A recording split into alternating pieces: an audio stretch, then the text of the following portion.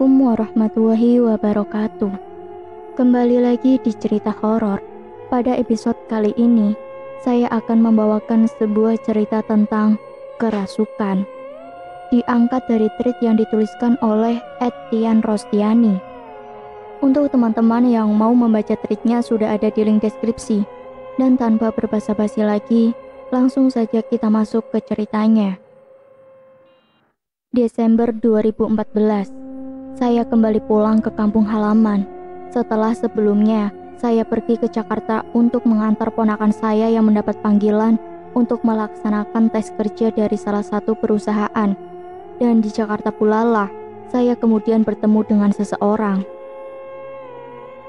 Sekitar pertengahan tahun 2015, saya mendapat tawaran kerja dari teman kakak saya yang bertempat di Purwakarta, Jawa Barat. Kakak saya memberitahu agar saya segera berangkat ke sana, dan saya pun berangkat bersama keponakan saya yang kebetulan kalau memang ada lowongan pekerjaan, dia ingin mencoba untuk melamar. Sesampainya di Purwakarta, saya diajak untuk menginap di rumah mertua kakak saya. Tadinya kami berencana untuk mencari kosan, dan kami pun mengutarakan rencana kami itu kepada kakak saya dan mertuanya. Mertua kakak saya mengatakan nanti saja cari kosannya kalau memang sudah diterima kerja. Untuk sementara biar kami tinggal di rumahnya. Setelah 2 hari kami menunggu, teman kakak saya belum memberi kabar karena katanya dia masih berada di luar kota. Saya pun memutuskan untuk mencari kosan. Saya tidak ingin merepotkan kakak dan mertuanya. Mertua kakak saya menyetujui permintaan saya dan membantu mencarikan kosan yang tidak terlalu jauh dari rumahnya. Tetangga di sekitar kebetulan punya satu kamar yang berada di samping rumahnya dan sudah lama kosong. Sebelumnya kamar itu sempat ditempati oleh anaknya dan kemudian ada orang lain yang menyewa, tapi hanya sekitar 1 bulan, kemudian pindah ke tempat lain. Setelah saya menyetujui untuk menempati kamar tersebut, pemiliknya pun kemudian membersihkan kamar yang akan kami tempati. Sore hari, saya dan keponakan pindah ke tempat itu. Pemilik kamar sudah menyiapkan kasur lengkap dengan bantal dan selimut. Saya dan keponakan kemudian mulai merapikan baju di lemari yang juga sudah disediakan pemilik kamar. Kamarnya terasa pengap dan gelap karena ventilasinya kurang. Untuk orang yang terbiasa tinggal di daerah yang hawanya dingin, hawa di daerah Purwakarta cukup panas. Kakak saya memberikan kipas angin agar kami merasa nyaman dan tidak kepanasan. Setelah selesai berbenah, saya dan keponakan pun beristirahat. Saat itu saya belum bisa apa-apa, meskipun kata orang tua angkat saya, sebenarnya saya bisa untuk melihat makhluk-makhluk gaib. Jujur saja, sebenarnya saya adalah seorang penakut. Mungkin karena hal itulah sehingga saya lebih sering mengabaikan kepekaan saya terhadap kehadiran sosok makhluk astral. Sekiranya tidak terlalu mengganggu, lebih baik saya mengabaikannya. Malam pun berlalu. Saat pagi, saya terbangun dari tidur. Saya masih merasa baik-baik saja. Kakak saya datang dan menyuruh kami ke rumahnya untuk sarapan. Tidak lama dari itu, teman kakak saya menelepon agar saya pergi ke kantornya untuk melaksanakan tes kerja. Singkat cerita, setelah melaksanakan tes, teman kakak saya memberitahu bahwa pengumuman diterima atau tidaknya akan diinfokan sekitar 2 atau 3 hari lagi. Setelah itu, saya kembali pulang. Setibanya di rumah, saya pun istirahat. Menjelang malam, saat sedang asyik berbincang bersama keponakan saya, tiba-tiba saya merasa sangat kepanasan, padahal kipas angin sedang menyala. Saya pikir mungkin karena akan turun hujan. Kemudian saya bertanya kepada keponakan saya, apakah dia merasakan kepanasan juga atau tidak. Keponakan saya mengatakan tidak, dia merasa biasa-biasa saja. Akhirnya saya memutuskan untuk mandi, berharap kalau sudah mandi, badan saya akan terasa segar. Setelah selesai mandi, saya kembali ke kamar. Keponakan saya bertanya apakah saya masih merasa kepanasan. Saya mengatakan sudah agak lumayan, dan kami pun akhirnya tertidur. Tengah malam, saya terbangun dari tidur. Antara sadar dan tidak, Saya seperti melihat sorot mata merah menyala di sudut kamar. Sontak saya merasa kaget dan ketakutan. Saya mencoba membangunkan keponakan saya, tapi dia tidak terbangun. Akhirnya saya memejamkan mata dan berdoa dalam hati. Sebisa mungkin saya mencoba untuk kembali tidur, tapi tidak bisa. Badan saya mulai kembali terasa kepanasan. Rasa panasnya seperti berjemur di bawah terik matahari sambil menyalakan api unggun yang besar. Dan anehnya, meskipun badan saya merasa kepanasan, tapi saya tidak berkeringat sama sekali. Sambil terus memejamkan mata dan berdoa, saya berharap waktu subuh segera tiba agar saya bisa ke rumah kakak saya. Pada saat itu, waktu terasa berjalan sangat lambat. Saya sudah benar-benar tidak kuat menahan rasa panas yang seolah badan saya sedang berada di dalam oven dengan suhu panas yang tinggi. Tiba-tiba, seperti ada langkah kaki yang mendekat. Sosok yang mendekat itu terasa seperti menjulurkan lidahnya. Ada rasa dingin dan basah di kakinya. Saya tidak berani untuk membuka mata. Kemudian, saya menarik selimut untuk menutupi wajah. Saya pun memeluk erat keponakan saya sambil terus membacakan ayat-ayat suci Al-Quran. Keringat dingin rasanya mulai bercucuran. Sosok itu tidak lagi mendekati saya.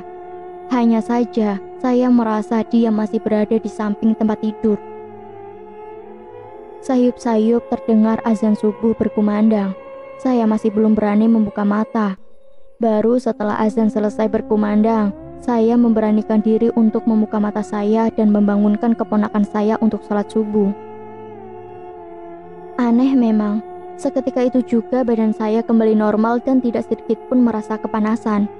Saya tidak mengatakan apapun kepada keponakan saya mengenai apa yang tadi saya alami dan saya lihat, karena saya tidak ingin membuatnya takut. Karena badan saya sudah kembali normal, saya pun mengurungkan niat untuk pergi ke rumah kakak saya. Setelah selesai sholat, saya kembali berbaring karena saya merasa ngantuk setelah semalaman tidak bisa tidur. Belum lama tertidur, saya bermimpi ada sosok seperti genderuwo keluar dari belakang lemari yang berada di sudut kamar. Matanya merah menyala dengan lidah menjulur panjang, persis seperti yang semalam saya lihat. Sosok genderuwo tersebut menghampiri saya dan menarik badan saya.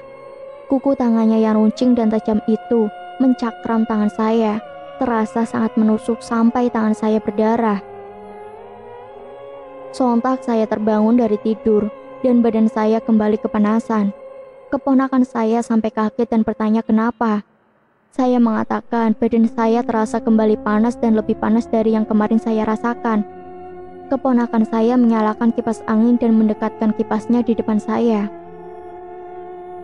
Wajah saya mulai memerah, kepala saya terasa sangat berat. Saat itu pula, badan saya terasa lemas. Saya bertanya dalam hati sebenarnya ada apa ini. Saya kemudian berdoa sebisa saya, memohon kepada Allah agar memberikan perlindungan dan pertolongannya. Tak lama, saya mendengar seperti ada suara auman harimau. Saya bertanya kepada keponakan saya, apakah dia mendengar suara auman itu? Keponakan saya mengatakan kalau dia tidak mendengar apa-apa. Dia pun menyuruh saya untuk beristighfar. Sambil beristighfar, saya mencoba menenangkan diri. Tiba-tiba pundak saya terasa sangat berat dan saya tidak bisa mengontrol tubuh saya. Akhirnya, saya merasa seolah ada yang merasuki tubuh saya. Pikiran saya masih sadar, tapi saya tidak bisa melawan sesuatu yang seolah menggerakkan tubuh saya. Saya kemudian merangkak dan mengeluarkan suara seperti auman harimau, memutar-mutar di tengah ruangan kamar. Keponakan saya memanggil-manggil saya, tapi saya terus mengaum seperti harimau dan mengarahkan pandangan ke sudut kamar. Keponakan saya berlari keluar kamar dan memanggil kakak saya ke rumahnya. Kakak saya pun datang diikuti oleh suaminya. Melihat kondisi seperti itu, kakak saya menyuruh suaminya untuk memanggil Ustadz. Tidak lama, Ustadz yang kebetulan baru pulang dari masjid datang dan mencoba mengeluarkan sosok harimau gaib yang merasuki saya. Tapi sosok harimau itu tidak mau keluar, seolah dia ingin mengatakan bukan dia yang harus dikeluarkan. karena dia berniat untuk membantu saya melawan sosok genderuwo itu dan menghalangi agar sosok genderuwo itu tidak merasuki tubuh saya. Karena pandangan saya terus tertuju ke sudut kamar, Ustadz itu pun akhirnya mengerti. Beliau membacakan doa dan memercikkan air yang sudah beliau doakan ke sudut kamar. Kemudian, beliau mengusapkan air itu ke wajah saya. Akhirnya saya pun sadar dan bisa mengontrol tubuh saya kembali. Saya dibantu untuk duduk oleh kakak dan keponakan saya. Kakak saya bertanya kepada Ustadz itu, apa yang sebenarnya terjadi dan kenapa saya bisa kerasukan. Ustadz itu mengatakan, ada sosok makhluk yang sudah berada sejak lama di kamar ini, yang ingin mencoba mengganggu saya. Namun, ada sosok harimau gaib yang membantu melawannya. Karena saya belum bisa melihat secara jelas dan tidak mengetahui bahwa sebenarnya sosok genderuwo itu ingin mencelakai saya, makanya sosok harimau itu merasuki badan saya. Sosok harimau itu hanya berniat menolong dan menghalangi. Tadinya sosok genderuwo itu yang akan merasuki saya. Dan ternyata memang sudah sejak lama di kamar itu sering terjadi hal-hal mistis. Setiap orang yang menyewa kamar itu tidak ada yang betah. Pemilik tempat tersebut kurang mempercayai hal-hal seperti itu. Tapi setelah kejadian itu, dia pun meminta ustadz tersebut agar sekalian membersihkan kamar yang kami tempati dari hawa negatif dan mengusir sosok gaib yang menjadi penghuninya. Ustadz mengatakan bahwa beliau melihat sosok harimau yang merasuki saya sudah membawa genderuwo itu pergi. Jadi tinggal melakukan pembersihan dari sisa energi negatif dan menetralkannya kembali. Sebenarnya, beberapa hari ini, sosok harimau yang entah dari mana asalnya itu ingin memberitahu saya bahwa ada sesuatu yang akan membahayakan saya, tapi saya tidak peka. Keponakan saya pun menceritakan bahwa dari kemarin saya merasa kepanasan yang berlebih, tapi tidak berkeringat sama sekali. Ustadz menjelaskan bahwa itu adalah reaksi dari benturan energi yang terjadi. Energi negatif dari sosok genderuwo dan energi positif dari sosok harimau itulah yang saling berbenturan. Tapi efeknya saya yang merasakan. Itu adalah kali pertama saya mengalami kerasukan. Alhamdulillah sampai sekarang setelah saya bisa seperti ini, tidak pernah lagi mengalami kerasukan. Meskipun ada yang merasuki, tapi saya bisa mengontrolnya. Setelah kejadian itu, saya pun memutuskan untuk pulang ke kampung halaman sembari menunggu kabar dari teman kakak saya. Setelah beberapa bulan sepulangnya saya dari Purwakarta, saya telah banyak belajar dari kejadian sebelumnya. Saya pun menjadi lebih peka terhadap hal-hal yang dianggap tabu dan layak untuk diperbincangkan. Suatu hari, saat saya sedang bersantai, tiba-tiba suami kakak kedua saya datang menemui saya dengan tergesa-gesa. Dia mengatakan bahwa kakak saya mengalami kerasukan dan meminta bantuan saya. Saya pun langsung bergegas menuju rumahnya. Saat saya baru saja membuka pintu kamarnya, terlihat beberapa orang sedang memegangi kakak saya. Tiba-tiba, kakak saya yang sedang mengalami kerasukan menatap saya dengan tatapan kosong dan ketakutan. Ia menjerit dan mengatakan, "Takut!" Lalu memalingkan wajahnya dan kemudian sosok yang merasukinya itu pergi dengan sendirinya. Setelah itu, kakak saya tidak sadarkan diri. Kemudian saya membantu untuk menetralkan energi negatif yang tersisa di tubuhnya. Tak lama, kakak saya pun sadar dan dibantu untuk berbaring, karena tubuhnya masih lemah setelah mengalami kerasukan. Rupanya sosok yang tadi merasuki kakak saya masih berada di sekitar rumah, seolah mengintai untuk merasuki tubuh kakak saya kembali dan mencelakai orang-orang di sekitarnya. Saya merasa geram, karena sebelumnya sosok itu terlihat ketakutan ketika melihat saya. Namun nyatanya ia masih berkeliaran di sekitar rumah dan bermaksud untuk berbuat jahat, seolah menantang saya dengan taktik liciknya. Kemudian saya mengajak keponakan saya untuk menangkap sosok tersebut agar tidak lagi meresahkan dan meneror warga desa lagi. Sosok itu sempat bersembunyi di balik pohon nangka. Saat saya dan keponakan mengejarnya, ia mempermainkan kami. dengan mengintip dari balik pohon dan menunggu kami lengah. Saya pun berdoa kepada Allah agar kami dapat menangkap sosok tersebut. Untunglah keponakan saya sempat melihatnya saat sedang mengintip, lalu kami mengejarnya. Atas kehendak Allah, kami pun berhasil menangkapnya. Keponakan saya sempat akan membinasakan sosok itu, karena ia menolak untuk pergi dan berhenti mengganggu.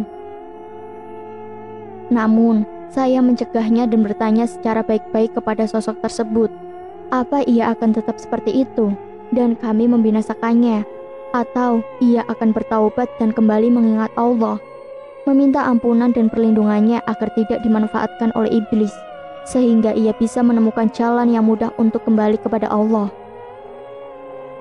Setelah saya memberi penjelasan atas kekuasaan Allah dan mengingatkan tentang balasan yang sangat pedih di akhir nanti atas dosa-dosa yang telah kita lakukan, akhirnya sosok itu menangis meminta ampun dan memilih untuk bertaubat. Saya tahu, meskipun Ningsi sempat menjadi sosok yang jahat dan menakutkan, tapi pada dasarnya dia itu baik. Hanya saja dendam yang tertanam dalam dirinya ditambah ada pengaruh dari iblis. Akhirnya dia menjadi seperti itu. Sepenggal kisah tentang sosok yang menebarkan teror untuk warga sekitar dan bahkan sampai ke desa lain. Bermula dari sekitar tahun 1967, terjadi pernikahan seorang gadis di sebuah desa saat usianya baru menginjak 17 tahun. Pernikahan itu terjadi atas dasar perjodohan yang sempat membuat gadis tersebut menolaknya dikarenakan gadis tersebut masih ingin melanjutkan pendidikan. Namun karena desakan orang tua, ia pun akhirnya terpaksa menyetujui karena tidak ingin dicap sebagai anak durhaka. Gadis itu bernama Ningsi. Ia adalah sosok yang mempunyai paras yang cantik, periang, dan mempunyai banyak teman. Akan tetapi, setelah menjalani kehidupan berumah tangga dengan seorang anak tuan tanah yang angkuh itu, kehidupannya berubah total. Memang sudah sewajarnya seorang istri patuh dan menghormati suaminya. Namun, bukan berarti seorang istri harus diperlakukan dengan semena-mena. Lain cerita dengan Ningsi. Ia sendiri mendapatkan perlakuan buruk dari suaminya. Di hadapan orang tua dan keluarga, ia selalu menutupi perlakuan buruk suaminya itu. Ia memendam semua kepedihan batinnya atas perlakuan buruk suaminya sendiri. Ia sempat berputus asa sehingga pernah mencoba untuk mengakhiri hidupnya. Namun saat itu, ia mengetahui bahwa dirinya tengah berbadan dua, karena ia menyadari sudah terlambat datang bulan. Akhirnya ia pun mengurungkan niatnya itu dan memberitahu suaminya bahwa ia akan segera menjadi seorang ayah. Ia pikir bahwa suaminya akan merasa senang dan berubah menjadi lebih baik setelah mendengar kabar yang ia sampaikan. Namun ternyata dugaannya salah. Suaminya tetap bersikap buruk dan bahkan lebih. Saat usia kehamilannya menginjak 7 bulan, ia mengalami kekerasan fisik yang dilakukan suaminya. Sampai ia pun sempat mengalami pendarahan. Kandungannya masih bisa diselamatkan, namun dengan resiko yang berbahaya untuk dirinya. Keluarga akhirnya mengetahui bahwa selama ini ia menderita dalam pernikahannya, sehingga memutuskan untuk membawanya kembali ke rumah. Dalam waktu 2 bulan, saat usia kandungannya menginjak 9 bulan, takdir mengharuskan ia menghembuskan nafas terakhir sebelum bayinya terlahir ke dunia. Ia dimakamkan bersama anaknya yang masih berada dalam kandungan, karena dinyatakan sudah tidak bisa diselamatkan juga. Semenjak kejadian yang tragis, teror demi teror pun terjadi. Dimulai dari suaminya yang sering ia datangi sembari menggendong anaknya, seolah ia ingin menunjukkan bahwa ia menjadi seperti itu akibat ulah suaminya. Padahal selama hidup berumah tangga, ia sudah berusaha menjadi istri yang baik. Namun, baik ketika ia masih hidup ataupun setelah kematiannya, perlakuan suaminya tetap saja buruk. Bahkan sempat terucap kata dari suaminya, "Saat hidup saja kamu sudah tidak berguna, dan sekarang kamu datang hanya untuk menakutiku. Lebih baik kamu enyah saja, aku sudah tidak peduli denganmu. Jangan pernah mengganggu aku lagi." Atas ucapan suaminya itu, timbullah sebuah dendam yang membuat arwah Ningsih kemudian bersekutu dengan iblis, sehingga membuat Ningsih menjadi arwah yang jahat dan mempunyai energi negatif yang sangat amat besar. Kuntilanak merah adalah sebutan untuk sosok kuntilanak yang tengah bersekutu dengan iblis dan menjadi sosok yang kuat. Setelah Ningsih menjadi sosok kuntilanak merah, ia memang tidak mengganggu suaminya lagi. Namun dendam yang ia miliki seolah menjadi kutukan bagi suaminya. Sampai akhirnya suaminya menderita dengan berbagai penyakit yang tidak kunjung sembuh, dan ia memutuskan untuk pergi meninggalkan desa. Sampai sekarang tidak diketahui kabar beritanya lagi.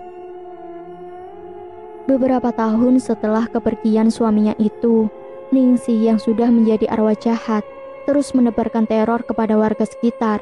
Di antaranya adalah paman saya yang pernah beberapa kali merasa diikuti oleh sosok Ningsih. Rupanya, dulu semasa hidupnya dan sebelum ia dijodohkan, Ningsih pernah menaruh hati kepada paman saya. Namun karena saat itu usia paman saya lebih muda dari Ningsih, ia pun merasa malu untuk mengungkapkan. Hanya bisa memendam perasaannya dan menganggap paman saya sebagai adiknya. Paman saya akhirnya menikah dengan seorang gadis yang berasal dari desa lain dan memutuskan untuk tinggal di desa istrinya.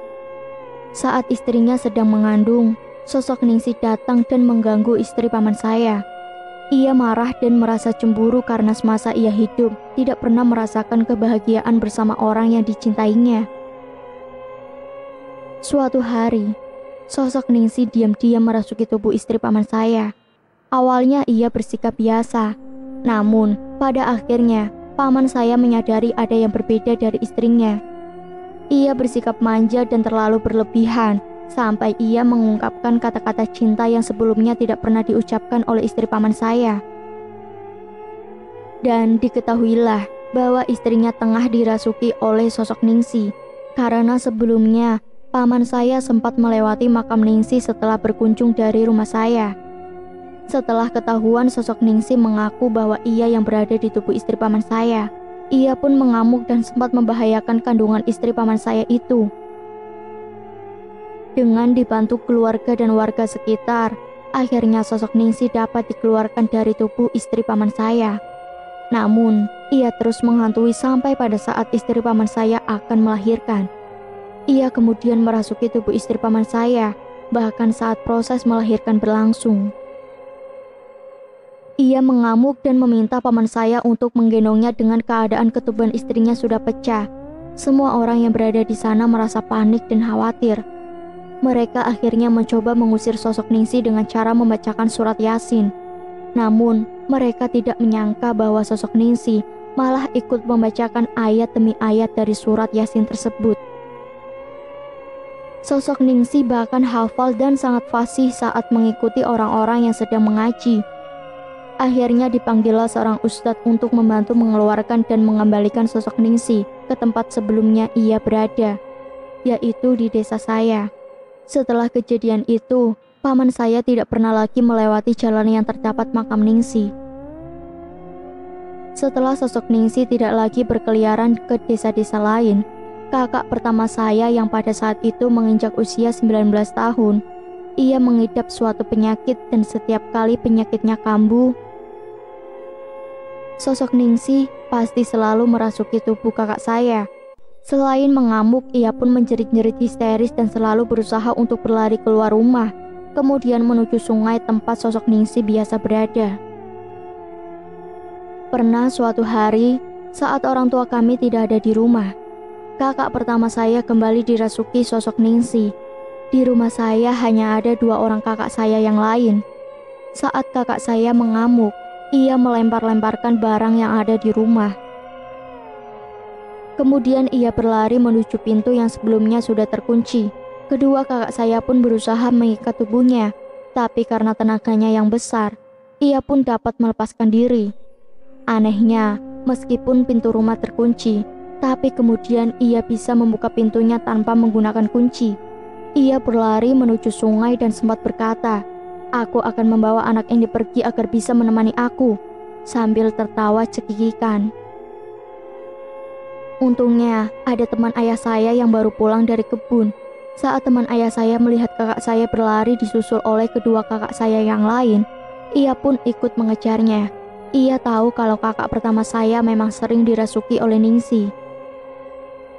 Karena teman ayah saya itu orang bisa, tapi bukan ahli supernatural, makanya setelah ia berhasil menangkap kakak saya, ia pun dapat mengeluarkan sosok Ningsih itu. Setelahnya, kakak saya pun dibawa kembali ke rumah. 2 tahun berselang, kakak pertama saya menghembuskan nafas terakhir di usianya yang ke-21 tahun karena penyakitnya yang semakin parah dan akibat seringnya ia mendapat gangguan dari sosok Ningsih. Teror dari sosok Ningsih tidak berhenti begitu saja. Justru ia kembali mengganggu keluarga saya dengan seringnya ia merasuki kakak kedua saya yang sempat saya ceritakan di awal kisah ini. Sampai akhirnya, saya pun berhasil menaklukkan sosok Ningsih. Dari dahulu saat sebelum saya bisa seperti ini, sosok Ningsih itu masih terus menebarkan teror dan belum ada seorang pun yang mampu benar-benar melenyapkannya atau menaklukkannya. Teman ayah saya yang tadi saya katakan pun tidak sanggup kalau harus melawannya sendirian. Malah dia juga sering mendapatkan teror dari sosok Ningsih.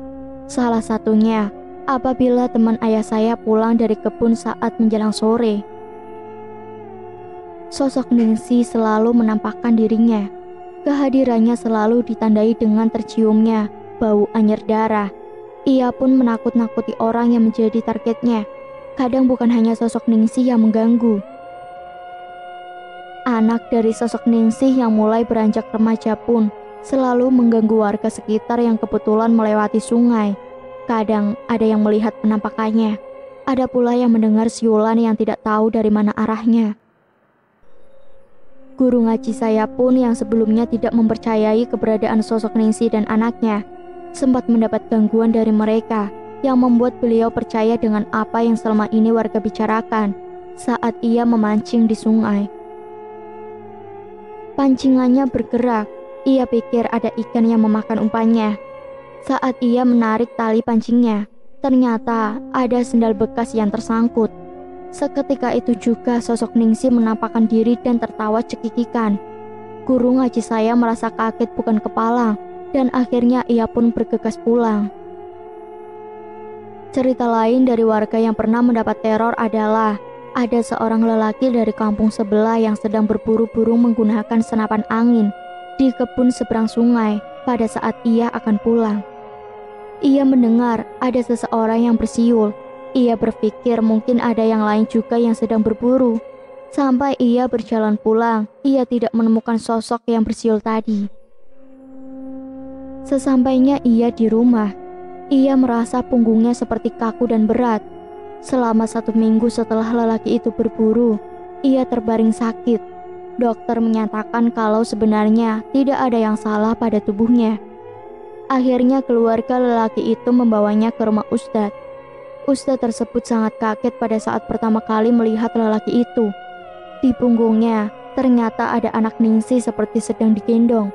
Ustadz itu pun bertanya sebelum lelaki itu sakit, apa dia pernah menyambangi suatu tempat. Lelaki itu mengatakan bahwa ia sempat berburu burung di sungai kampung sebelah.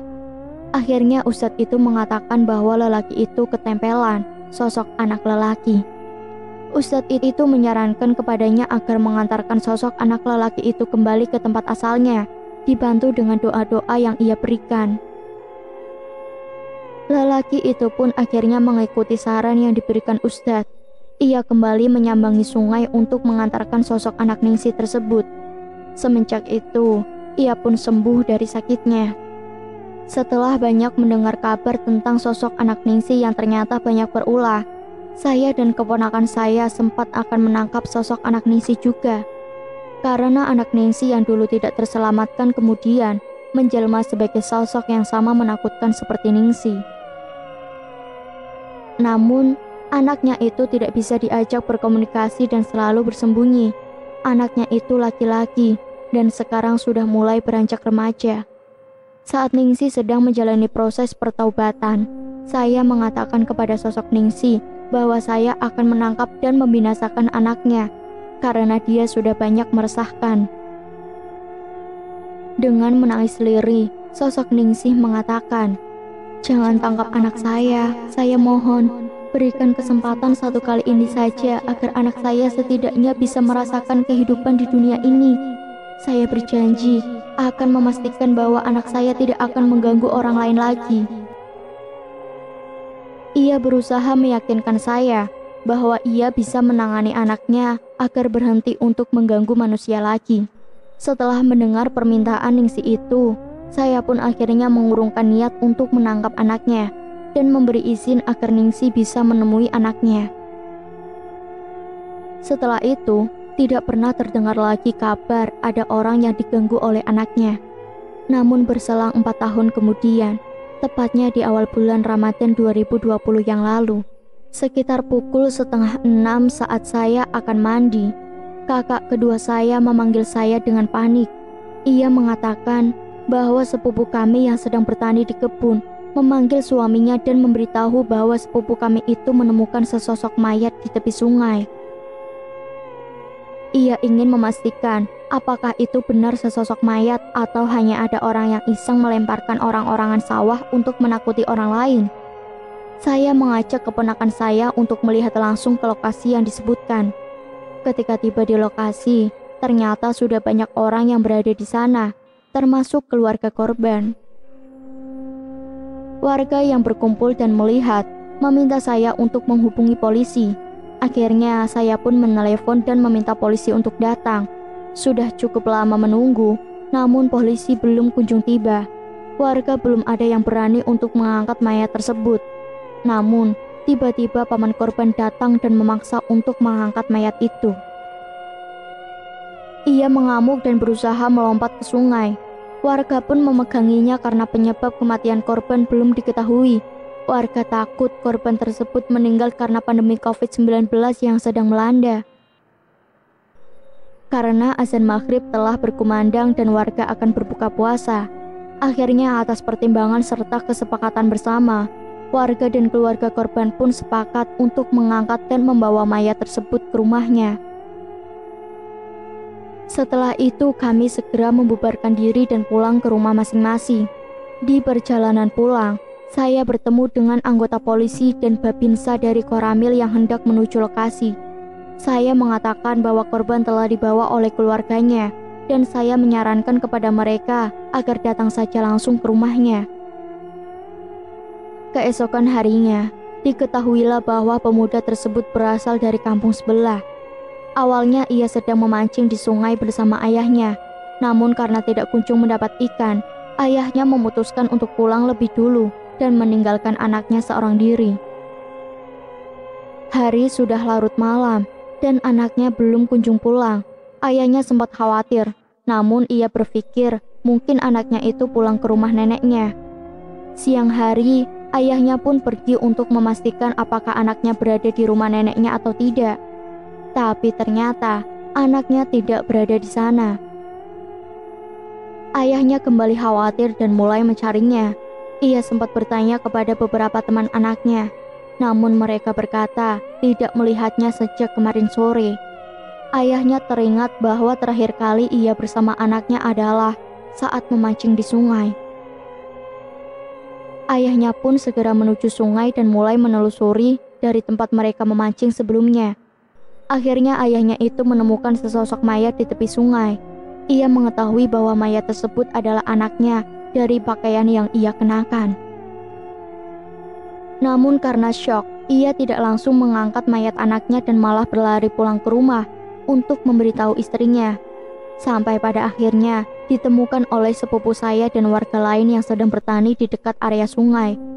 Diketahui bahwa pemuda tersebut mengidap penyakit epilepsi. Banyak warga menduga bahwa pemuda itu mungkin saja terjatuh saat penyakitnya kambuh. Di hari ketiga setelah kematian pemuda tersebut, arwah pemuda itu dikabarkan bergentayangan di sekitar rumahnya. Saya pun berusaha untuk memanggil arwah pemuda itu. Malam hari ia pun datang. Saya bertanya, kenapa ia bergentayangan seperti itu. Awalnya ia terlihat seperti kebingungan. Ia pun mengatakan, "Saya ingin pulang. Kemarin saat memancing ikan di sungai itu, ada seseorang yang sebaya dengan saya. ia datang menemani saya memancing. Ia mengatakan ingin berteman dengan saya dan mengajak saya pergi. Saya sempat menolak karena saya tidak mengenali orang tersebut. Dari saat itu, saya tidak tahu lagi kemana orang tersebut pergi. Saya pun tidak ingat apa-apa lagi. Namun dari kemarin, orang itu terus mengikuti saya dan memaksa saya untuk menemaninya di sungai. Saya takut, saya ingin pulang. Setelah mendengar apa yang disampaikan arwah pemuda itu, saya pun tahu bahwa orang yang dimaksud adalah anaknya Ningsih. Saya membantu arwah pemuda itu dengan mendoakannya agar arwah tersebut menemukan jalan untuk kembali ke sisi Allah dengan tenang. Tak lama, Ningsih datang sebelum saya panggil. Ia sudah mengetahui apa yang terjadi. Saya pun marah karena akibat ulah anaknya telah sampai merenggut nyawa seseorang. Ningsih meminta maaf mewakili anaknya. Kemudian ia meminta saya untuk bekerja sama dengannya agar bisa menangkap anaknya itu. Namun saat itu, baik saya ataupun Ningsih belum bisa menemukan anaknya. Kemungkinan besar karena anak Ningsih sudah bersekutu dengan iblis.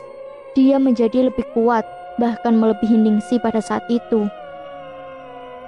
Semoga Allah memberikan kemudahan kepada saya agar bisa segera menemukan anak Ningsih sebelum terjadi hal-hal yang tidak diinginkan lagi. Sekian penuturan tentang kisah ini. Semoga ada hikmah yang bisa dipetik dan bisa dijadikan pembelajaran. Sekian dan terima kasih. Nantikan untuk cerita horor lainnya. Tetap stay tune di cerita horor. Banyak sekali pesan moral yang dapat kita ambil dari cerita-cerita ini. Tingkatkan yang baik, hilangkan yang buruk. Wassalamualaikum warahmatullahi wabarakatuh.